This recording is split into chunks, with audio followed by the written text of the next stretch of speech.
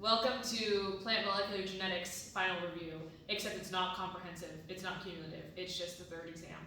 But there's a lot, and it's bad. Reproduction. It's not that, it's plant, it's... Okay, we've been here for 6 hours? We've been here Too many. 12 hours. We're gonna start with reproduction. We're gonna try to speed run this, so if you have questions, you're just gonna have to rewind. Anther, it's part of the flower, it's the male part. It has the microsporosite, which makes the pollen, and around it is the tapetum. We'll talk about that later. It's diploid. So I'm a flower. I have male part, I have female part. Problem is, what if the male part get on the female part and then I make a baby with myself? That can be a problem. But if I do that, it's called autogamy. If I do that to myself in a different flower, that's gynogamy. And if I don't, that's outcrossing. These are both selfing. This is genetically problematic. We know why. You don't want to have Aspergin. So how do you not do that? There are a couple of solutions. One of them we kind of made up.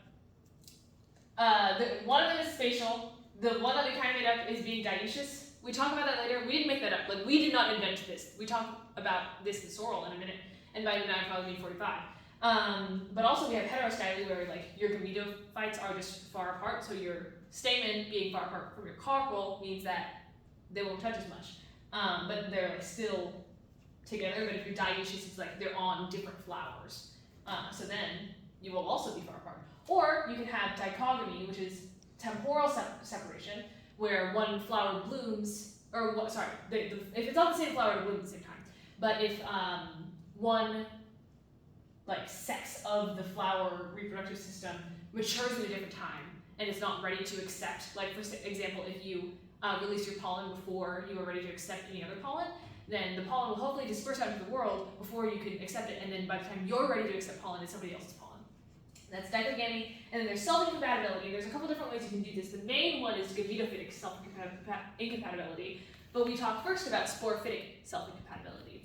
Sporophyte is diploid, so we're talking about a diploid solution here, in which our diploid tapetum is secreting proteins onto the pollen on this protein code. These proteins are called exines, and on the exines, they have these SCRs, which encode the haplotype of the diploid sporophyte. And so there's two identities here, and if either of them match the also diploid stamen, it's going to reject it. And the way it does that is that there's receptor kinases on the surface of the stamen, and it'll say, wait a minute, I know you. I'm going to initiate a phosphorylation cascade that means that we're dehydrated, which means you don't germinate. I'm not letting you in. Meanwhile, Teacher, if the spore only is one end, why does it have two sets of exines? Because it's from the diploid sporophyte tapetum. So the exines are from the diploid thing. So there's S1 and S2 in this example, coming from a tapetum from an S1, S2 flower. This one is S3, S4, which means it's a different flower from this S1, S2, and that will be accepted. But yes, you're right. The pollen itself is haploid. So if you don't have this thing where the tapetum is putting these exines on the pollen, what you can have is your pollen is genetically encoded for one haplotype rather than both of the S1, S2. It could just be S1 or S2. So in this example, we can have an S1, S2 flower making pollen that's S1 and S2. Or we can have an S1, S3, and it'll make one that's S1 and one that's S3. One that's S1 will be rejected by an S1, S2 flower because S1 matches S1, and we're like, whoa, that's bad. But S3 pollen is like, that's different. So that's chill. This is super rare. This is only at like 6 families. This one is like more. I guess most of the ones that do this. So in the case that it doesn't match, what will happen is there are F-box proteins in this pollen, and when they recognize an sRNase that's foreign, they will ubiquitinate and degrade it. And then sRNase is a stigma. I don't know if that's what the S stands for. That's what we've decided it stands for. It might be like S as in S locus, as in like self-incompatibility. That's what these S haplotypes are for. But the stigma RNase, so it is of the stigma and it's an RNase, meaning it degrades RNA. It'll degrade the pollen RNA. So it says, hey, I don't know you, you're chill, or hey, you are literally me, this is not good. Like, we cannot be making baby, you are me. But if it's foreign, then the F-box proteins will be like, hey, you're somebody new, I'd like to meet you, I'm going to like degrade the bodyguard so I can get in and we can have child. Also, here's just some information, double fertilization. Your pollen cell will have 2 sperm cells, one of which will join with the egg and you'll get fertilization, one of which will join with the central cells of the megasporocyte, which is formed. There's a lot going on here. You don't really have to know it, probably, but it makes a triploid endosperm. And also, calcium is essential for pollen tube development, but the apertures are not, but they do help, which are like little craters in the pollen. Moving on. Plant embryo development. Okay, so we talked a lot about auxin in this class. We're not going to do a huge review of auxin, but we are going to talk about things that we have learned about before, which is ARFs and AUX-IAAs. So ARFs, it's basically a half of a transcription factor, and Bodenlos, the AUX-IAA, can bind with this ARF monopterus and stop it from doing its job. And what its job is it'll activate targets of monopterus, aptly named, and also PINs, which we've learned about, auxin transporters that are one direction. So when we have plant embryo development, originally the auxin comes from the mother plant. It goes up through the suspensor, through the hypophysis, which is kind of an auxin maximum, and go into the embryo. So like, this is the embryo, this is the mother. This is mommy. But eventually, this thing is going to develop around the globular stage, and it can produce its own auxin. And at that point, instead of going up to the embryo, it's going to be going down, as it does in the plant, as it goes down into roots. Obviously, the roots are developed here, but this is how the developing plant develops. And it'll go through this cell called the hypophysis at the auxin maximum, which eventually becomes the root. And that goes to other things that we haven't talked about yet. Also, as in typical AUX-IAA fashion, it can be degraded through the tier 1 E3 ligase, which is activated with auxin to degrade it. And 2 of the targets of monopterus we talked about in this class are 5, which is associated with vasculature development. There are cytokinins involved in that. We'll talk about that a little kind of ish later. And then 7, which is hypophysis formation. Also, auxin overrides anticlinal division to force asymmetric division. That's important.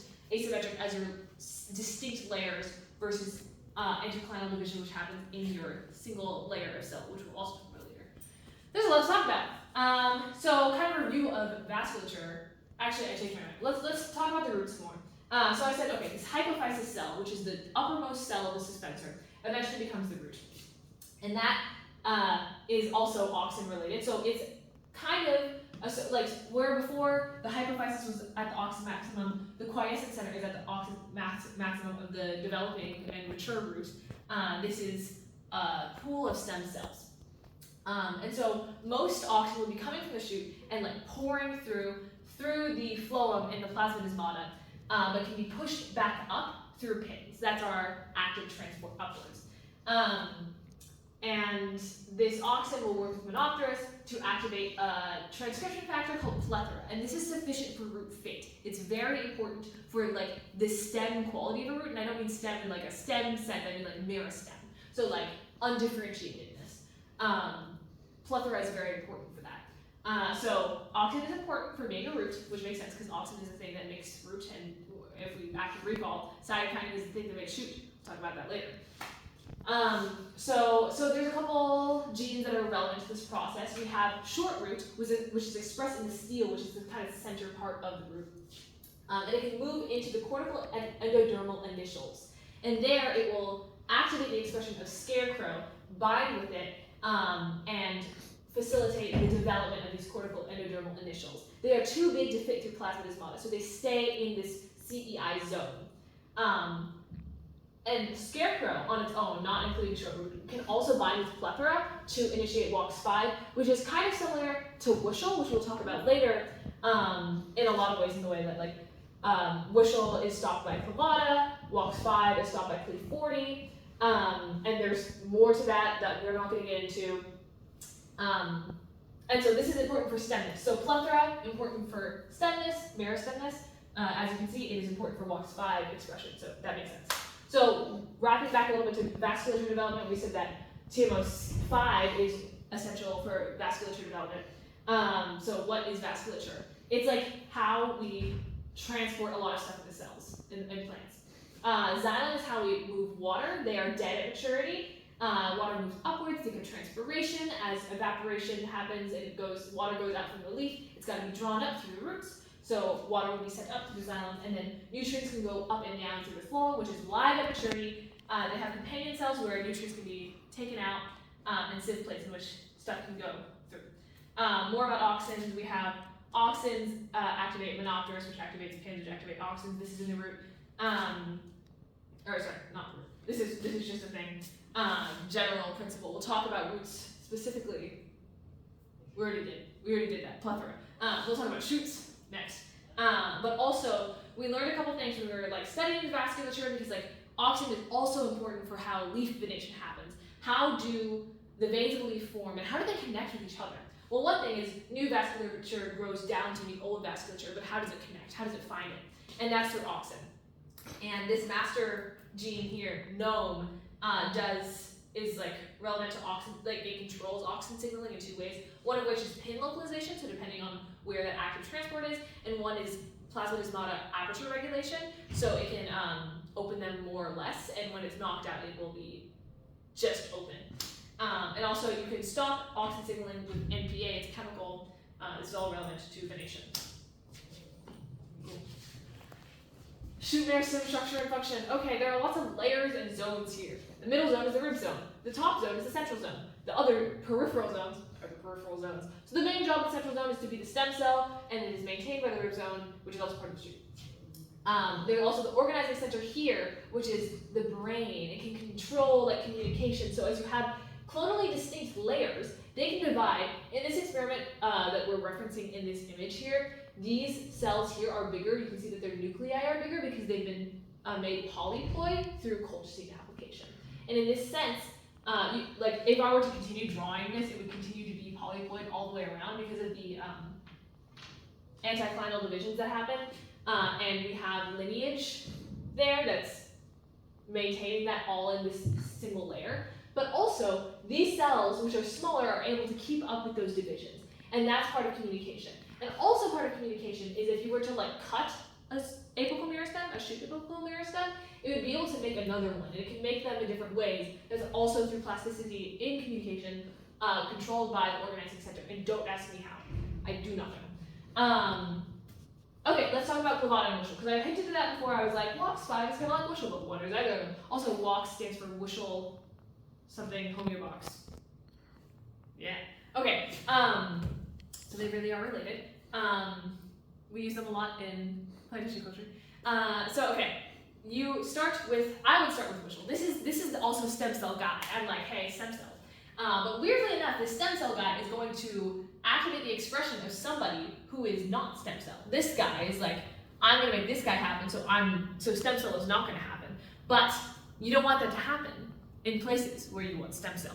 So this guy, Ham, is going to say, hang on, we want stem cell here. Stop making us not stem cell in the organizing center, because this is the stem cell niche. This is where we all live. It's kind of like the quiescent center of the shoot. So Ham is going to say, hey, Wuschel, do not activate clavata 3. That would be silly. Clavata 3 is a small signal peptide accepted by the receptor clavata 1, and it will initiate a cascade of information that will repress Wuschel activity. Womp womp. Actually, expression, I'm pretty sure. Wuschel is a transcription factor, as you can see. It works with shoot meristem, but we don't really talk about that yet. We'll talk about her in a second. What am I missing? Oh, the different layers. Okay, so the first layer is the tunica or the epidermis. The second layer is the corpus, which the second and third layer makes up the corpus. Second being mesophyll in flower, L3, layer 3 being the vasculature in interior organs. Fun fact. We talk a little bit about in situ hybridization, which is just like having an mRNA probe that's also a dye, so you can see where your mRNA is. This is not really what it would look like. It's like you would take a slice of your tissue and be able to see where a certain gene is expressed. Okay, this is because RNA-seq wasn't really like robust yet. This is way back when. Also fun, basically this was like drawn out manually. This is a very old experiment. Leaf development. Okay, this is 3 lectures in one, so let's buckle up here because there's a lot going on. We start with cytokinins. We know cytokinins, they're like the auxin of the shoot. They're the opposite of auxin, but also they work with the auxin. They're both hormones, and cytokinins specifically are a modified adenosine. So we can use ATP or ATP to turn into cytokines, and that's done through IPT or isopentenyl transferase. And cytokinins initiate meristematic growth in the leafy place. So how does it do that? There are two ways that we talked about in class. One of them is cytokinins make it so that MIB3R4, which is localized in the cytoplasm, goes to the nucleus, where it will form a heterodimer with MIB3R1. There, they initiate SAM cell proliferation, SAM being shoot apical meristem. The second way is that cytokinins through AHK2/4 receptors will activate WUSCHEL, which inactivates type A ARRs, which inactivates type B ARRs, which initiates cell cycle genes. So what's happening here is type A and type B ARRs are very similar. They have sequence homology, and they can be both phosphorylated by a kinase, a receptor tyrosine kinase. But the thing is, the type B ARRs initiate cell cycle genes, and the type A ARRs do literally nothing. Well, what they do is they suck up the phosphate groups that would otherwise activate the type B ARRs, effectively stopping them from doing their job. So if you stop having the type A ARRs, then the type B ARRs can do their thing. So that's what this dotted line is representing. WUSCHEL, by repressing type A, which represses type B, indirectly activates type B. Okay. So there's some other stuff going on here. So NOX is its family of transcription factors.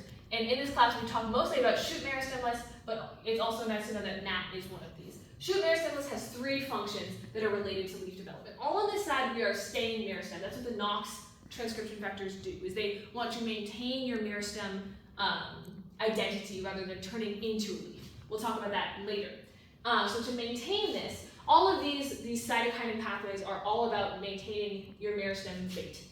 So one of them is like you make more cytokinins. So shoot meristemless, STM, activates IPT, isopentenyl transferase, that makes cytokinins. It also inhibits GA20 oxidase, which makes gibberellic acid, which develops your leaf. Gibberellic acid is all for leaf elongation. So if you're elongating your leaf, it's like, whoa, I shouldn't even have a leaf right now. I am just a meristem. You don't want that to happen if you're shoot meristemless. And then also, as we talked about before, it binds with WUSCHEL to activate clavata3, which is not supposed to happen in areas of meristemness, because it would be inhibited by HAM. But what if we do want to make a leaf? This is the role of an AS1 transcription factor. So these are negative reciprocal regulation. They don't want each other to be happening. But if it is time to have a leaf, you want to stop all this shoot meristem nonsense and turn into a leaf. And there are four main steps of how that happens. One is you have to choose what cells are going to differentiate into your leaf cells. So establish your leaf founder cell identity. That's this. We want to stop the meristem cells and make leaf cells. The next one is where are your leaves going to go? That's called phyllotaxis. It follows the Fibonacci sequence golden ratio 137.5 degree leaf spacing out. It maximizes sunlight exposure. It maximizes auxin. So the way that this is determined is by auxin, because a budding shoot sucks up a ton of auxin. So it can figure out how far away they are, because the more auxin you get, the farther away you are from another shoot. So you've decided where your leaves are going to go. The next step is actually developing those leaf primordia. And both of these two steps are obviously, as I just mentioned, very reliant on auxin. And here we talk about auxin in a similar way we were talking about before, where Monopterus activates pins, which activates auxin. But this time, what I'm telling you is that a plethora transcription factor activates Monopterus. And this plethora transcription factor is called ANT. This is different than from before, where Monopterus was activating plethora in the root section. It's the opposite. Well, it's not the opposite, but it's like now plethora is activating Monopterus instead of the other way around. This is the leaf area specific, so this is tissue specific. And then finally, we have leaf polarization. This is a whole lecture in itself, but I'm able to simplify it to lots of lines. Still lots, but less than originally. Okay, so AS1, which we talked about before, is expressed all over the leaf. But you have an adaxial surface, which is waxy, and an abaxial surface, which is it's the underside of the leaf if it's like, look at that. And the abaxial side is the default side of the leaf. So if you were to not have the adaxial leaves, the whole thing would be abaxialized. And when it's abaxialized, it's actually radial.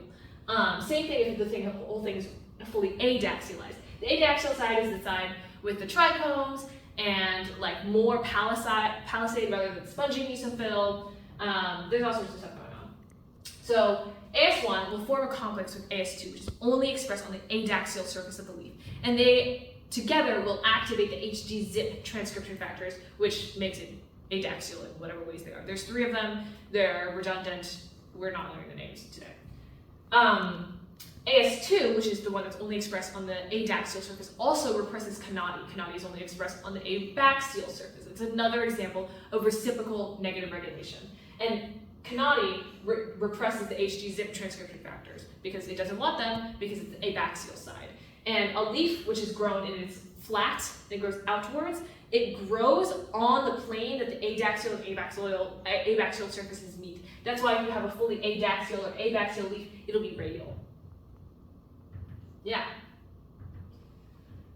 Okay, circadian clocks. Ooh, this lecture, I'm just going to tell you things and I'm not going to tell you why. Okay, I can tell you that phytochrome, we know phytochrome, she'd be sensing light. She sends the light and it's day, and we're going to activate CCA, or also known as LHY. We're not going to talk about that. And that will activate CAB, CAB, which is also known as chlorophyll AB binding. This primes photosynthesis for the day.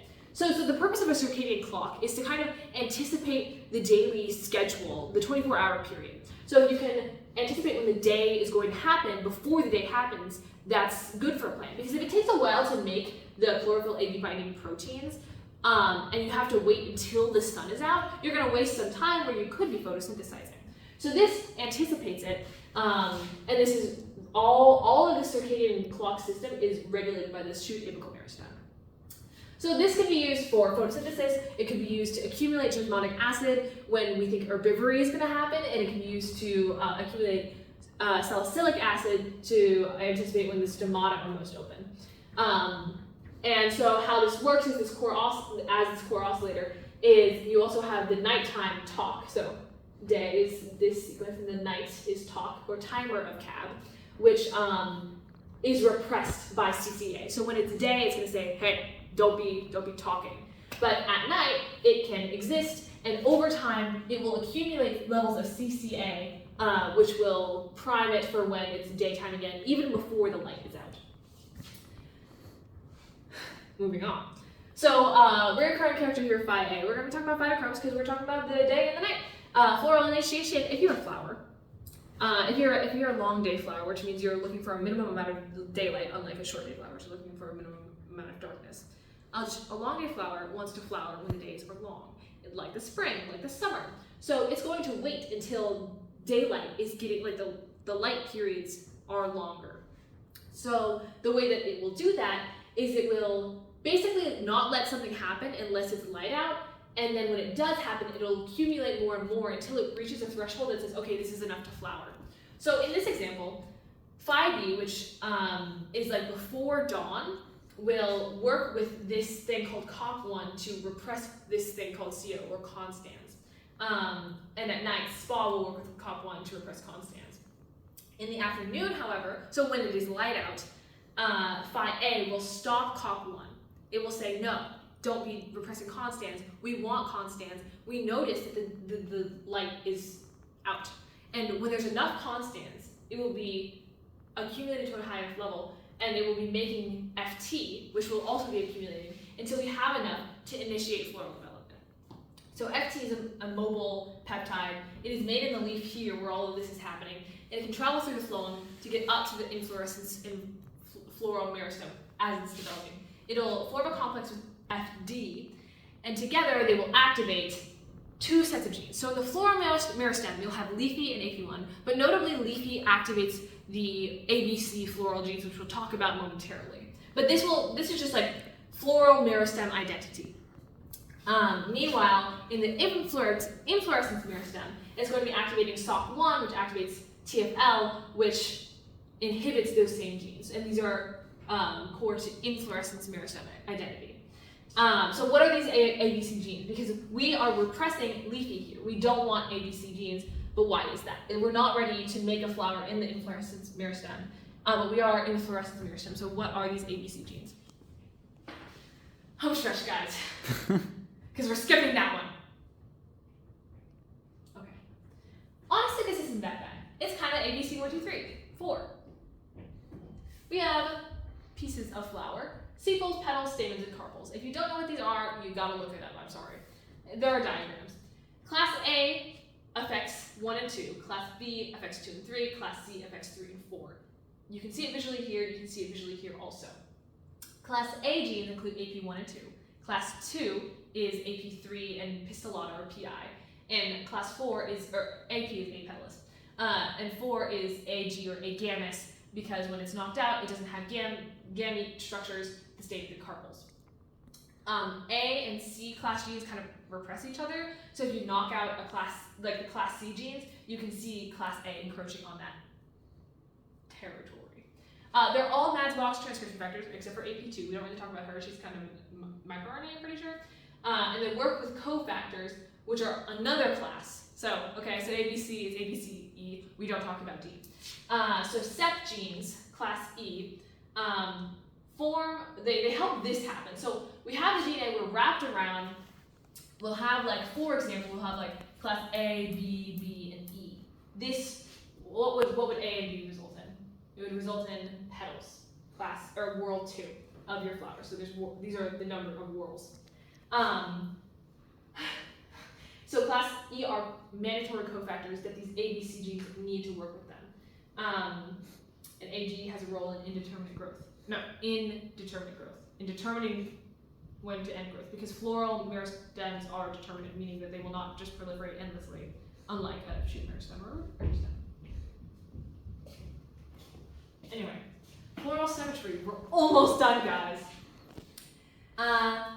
First, we evolved asymmetrical, and then we became bilateral and then radial in terms of flower evolution, going from the early angiosperms to the later angiosperms. This is evolution, if you can read that way. Okay, this is a snapdragon. This is a dolphin. The dorsal fin of the dolphin is on the top, and the dorsal petals of snapdragon are on the top. So the dorsal, this is a better version of, don't look at this, okay? Dorsal is on the top. How do you decide which petals do this and which petals do that? Genes. Never would have guessed that one. I'm going to make this as simple as possible. If I don't tell you that if there's no gene involved, you're going to be lateral. This is the default state. So that means that there's a set of genes for dorsal and a set of genes for ventral. Also, if something is fully ventralized, it's called caloric. So the genes for being dorsal are cyclotta and dichotomy. If you knock out cyclotta, you'll be radial. So these are expressed in the dorsal region because we want to be dorsal. However, the gene for being ventral, which is div, is not just expressed where it's ventral, it's kind of expressed everywhere. So if you're dorsal, and you see this div guy coming in and encroaching on your territory, you're like, whoa, whoa, whoa. We are not being ventral today. We are being dorsal in here. So please stop. And you're going to activate the expression of somebody that's going to inhibit you. So how does this work? This is rad. It has a region. So this is rad. Not to scale, not to anything. This is just an artistic rendition. It has a protein-protein interaction area that is very similar to that of, where is she? Okay, I decided that this is div, of div. So these pretend these are the same, okay? These are the same, they match, because they can compete for this. This is a DRIF, or a div rad interacting factor. I like that name. So since they can compete, it's very similar to the ARR thing I was talking about before, type A, type E, where they compete for drifts. The rads can suck up these drifts and make it so the divs are not active, because the divs need this to be active and then to bind DNA. Yes. Sunflowers.